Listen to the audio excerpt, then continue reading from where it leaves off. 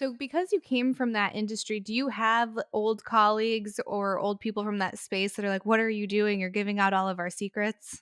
No, most people in financial markets are just smart people who love generally who love to look at the world and look and assess change and opportunities, and most of them start to see this as a change and an opportunity.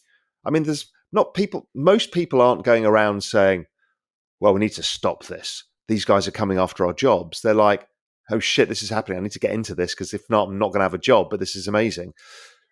There are more senior people in the industry at the very top who don't like it because it's their business that's being threatened.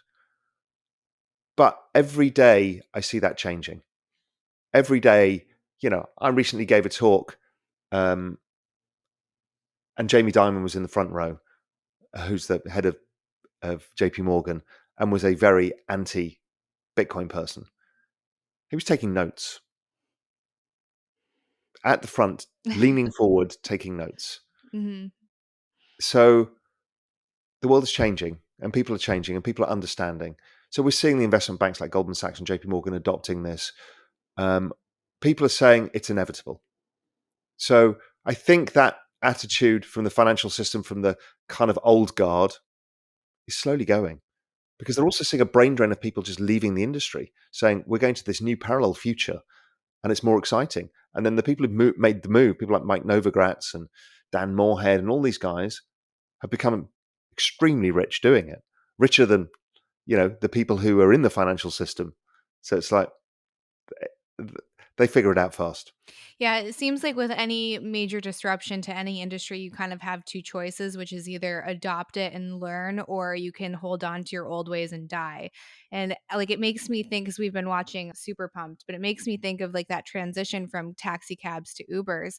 And I remember during the beginning of it, I was waiting on like a busy corner where cabs would like normally stop, or at an airport, and I'd be waiting, looking at my phone, waiting for my car.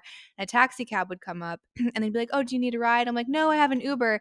And you would just get reamed at by this cab driver. Like, "You're killing our industry. You're taking my job." And like, just a lot of anger and like heels digging in because they didn't want to just adopt this inevitable change.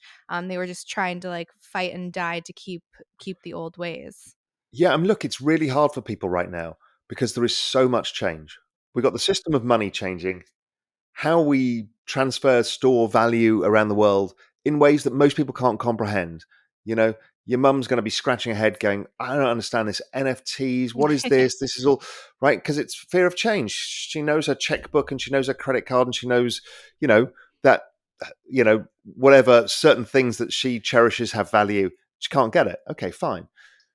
But that's happening at every level, from AI to data sciences to biotechnologies to um, uh, EVs and green energy to cryptocurrencies. I mean, it's happening at scale. Robotics, space. It's all happening at a speed of which humans have never gone through before. I call it the exponential age. It's the fastest period of change we will that mankind has ever lived through. And we're right at the epicenter when all of these things are going exponential. I mean, just look at the number of electric cars from 10 years ago, and where it'll be in another 10 years will be 5 times where it is here, or 10 times. Same with the number of satellites going to space, where it's now cheap for even a university to chuck up a satellite to monitor climate change, or you know AI. How things like Shopify have made it at scale available for people to have recommendations for stuff that you and I could never do, because you have to be a developer, or you have to find the right team. But it's now happening at scale, and factories are just robots now. They don't need humans. It's scary. It is scary and it's very hard to keep up, and it can make you very dizzy if you try to.